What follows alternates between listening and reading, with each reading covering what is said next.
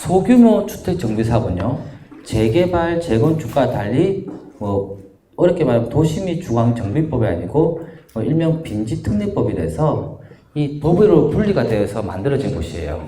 그래서 잘 보세요. 단어가 소규모 주택 정비 사업이라는 곳에는 종류가 세 가지가 있어요. 그게 뭐냐면 작은 재개발인 가로주택가, 작은 재건축이 소규모 재건축이 있어요. 그리고 말 그대로 자율주택 정비 사업이라는 건 뭐냐면 그냥 빌라 짓는 사업이라고 보시면 딱 될 것 같습니다. 근데 개념을 말씀드리면 가로주택 정비 사업은요, 말 그대로 작은 재개발이잖아요. 그 재개발인데 기본 요건이 있어요. 기본 요건이. 기본이 10,000제곱미터 이하. 10,000제곱미터 이하이기 때문에 규모가 좀 작은 상태고요. 그리고 또 뭐가 있냐면 단독이든 다가구든 거의 혼용이 되었으면 20세대 이상인데 제일 중요한 건 뭐냐면 가로주택은 내면이 도로로 둘러싸여 있어야겠죠. 즉 가로주택은 블럭의 개념이라고 보시면 돼요. 블럭 개념. 아시겠죠? 근데 소규모 재건축은요, 왜 소규모 재건축이 좀 대두될 수밖에 없냐면 잘 보세요. 10,000제곱미터 이하인데 기존 노후불량 도시서가요, 재건축은 30년에서 40년 바뀌었잖아요. 근데 빈지특례법에 의한 소규모 재건축은 이 내용이 바뀐 게 없습니다. 즉 20년, 30년 이상만 되면은 오래된 주택이구나 라고 간주가 되기 때문에 제일 좋고요. 최고 큰 매력은 뭐냐면 작은 재건축은요, 안전진단이 필요 없어요.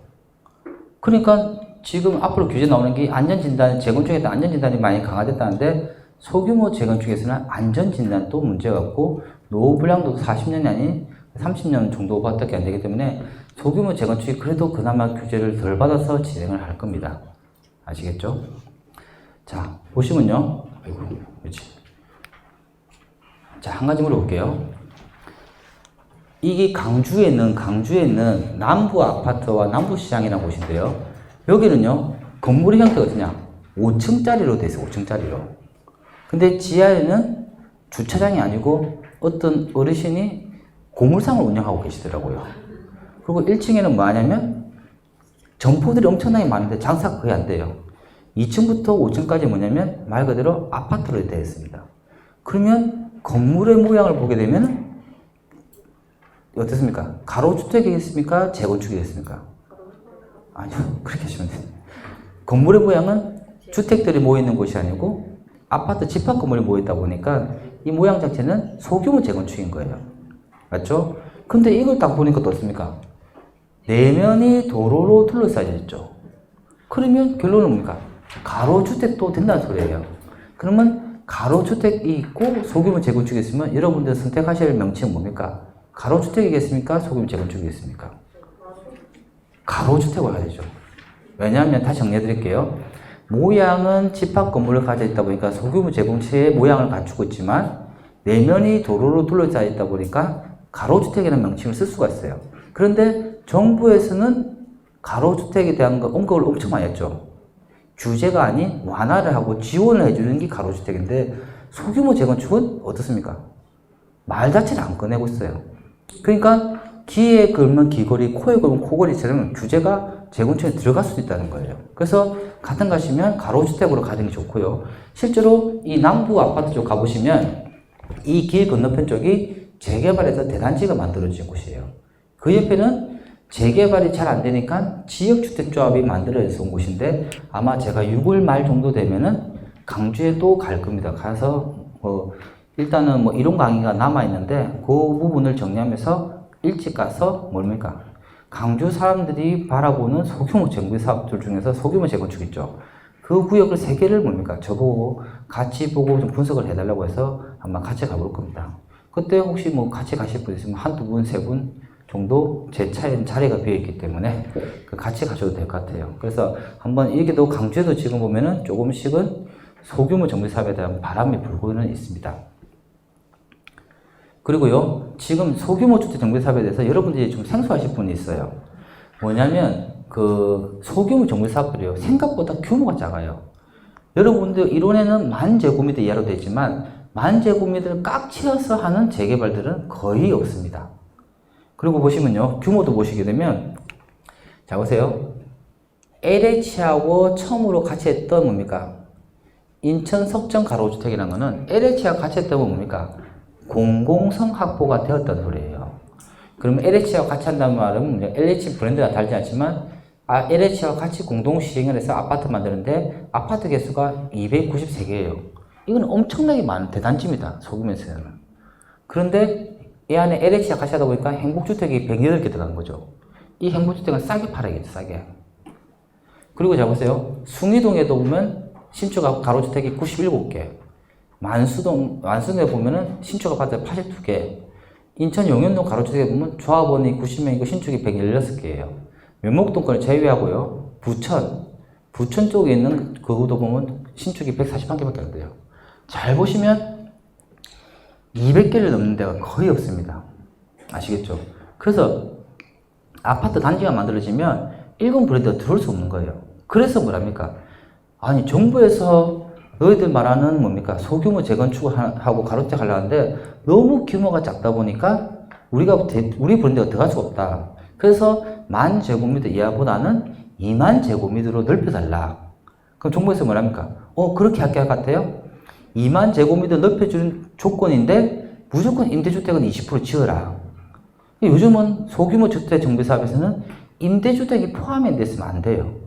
그래서 자율주택 정비사업에서도 일반 분양에서 수익을 극대화하는 것보다는 그냥 통으로 임대주택 매각해버리는 게 더 간단하고 자금이 뭡니까? 빨리 돌 수가 있는 거예요. 그건 제가 동영상에 보시면 다 나와 있습니다. 그리고요, 저는 뭐냐면 우리나라에서 가로주택을 제일 처음 시작한 데가 어딘가 아십니까? 빈지특례법 생기기 전에 뭐냐면 도정법에 있는 가로주택을 제일 처음 시작했던 곳은 서울에 있는 그 중랑구 면목동이라고 있어요. 그거는 2층짜리, 3층짜리를 많이 만들면 얼마까지 오릅니까? 7층밖에는 못 만드는 곳이에요. 그러니까 효용 가치가 없었겠죠. 2층짜리를 7층 만들게 되면 가치가 정말 없을 거 아니에요. 근데 빈지특례법이 생기면서 이 7층에 대한 높이 제한을 15층으로 풀어줬어요. 그리고 난 뒤에 부산에서 15층짜리 중층 가로주택을 한 데가 어디냐면 부산에 있는 거제동 있죠. 거제동. 가로주택이고 그때 제가 아는 박사 동기 형님하고 저하고 둘이서 했던 곳인데 지금은 15층을 해서 그나마 잘 되고는 있습니다. 근데 이 또한 엄청나게 시간이 걸렸던 거죠. 그러면 우리나라에서 지금 제일 대두가 되고 있는 가로주택은 어디냐? 인천 서구에 있는 성남동 가로주택이 지금은 제일 대장주예요. 그리고 이 구역을 보면요. 가로주택을 하기 위해 가지고 가로주택만을 위해서 도심재생 선도구역이라는 것을 지정해 가지고 가로주택을 활성화하고 있는 과정입니다. 그리고 인천의 성남동은 또 뭐가 있냐면 두 가지 개발 호재가 있는데 첫 번째가 뭐냐면 지하철 7호선 연장선이 2020년도 10월 달에 개통한 데다가 약간 늦어져서 2021년도 1, 2월 달에 개통을 할 거예요. 그래도 뭡니까? 서울 접근성이 가까워지는 그 지하철 7호선 연장선 이쪽이다 보니까 사람들이 뭡니까? 조금씩 모여들 것 같고요. 그리고 성남동에 투자할 때요. 저는 그래요. 금액이 싸고 소규모 정비 사업들이 활성화되어 있다 보니까 투자를 하는 것은 오케이 하지만요. 이 성남동 실제 가보시면요. 정말 뭡니까? 노후도가 너무너무 심각한 곳이에요. 그러다 보니까 이 성남동은 단타로 치고 빠지기도 좋지만요. 정말 뭡니까? 투자자 입장이든 무슨 그거든 4년을 앞으로 바라보고 즉 뭐냐면 지하철 7호선 연장선이 아니고 경인고속도로가 앞에 있거든요. 경인고속도로가. 이 성남동에는요. 그 38선 같은 데까지 있어요. 이게 뭐냐면 경인고속도로거든요. 경인고속도로 이쪽에 보면은 이 앞쪽과 뒤쪽은요. 엄청나게 노후도가 심한 곳이에요. 그래서 이 동네를 가로주택 하려고 하는데 저는 성남동에 투자를 한다고 하면 지금 아무리 싸더라도 한 4년 정도를 가져가서 버티는 능력이 있으시면은 이 경인고속도로가 사라지면서 일부 지상공원화 그렇다 보면 앞으로 좋아질 곳은 맞을 것 같아요. 그래서 이 두 가지 호재를 가지고 이 성남동을 바라보시면 좋고요. 이 잘 보세요. 성남동에서요. 이 성남동은 가로주택 정비 사업을 하기 정말 좋은 곳인 게 뭐냐면 뭡니까? 요 경인고속도로와 지하철 7호선 연장선 구역 봤을 때요. 딱 모양도 어떻습니까? 땅 모양들이. 다들 블럭 개념도 있죠. 기존에 있던 재개발장들하고 다르게 다들 다음대로 구역 정리를 해서 블록을 만들어지고 되는 것이에요. 그러다 보니까 이 성남동에서는 가로주택이 하기가 정말 좋은 단위 규모가 많이 있습니다. 그리고 여기 보시면 분홍색 있고 노란색 있는데 이 중에서 항상 먼저 해야 될 게 뭐랬죠?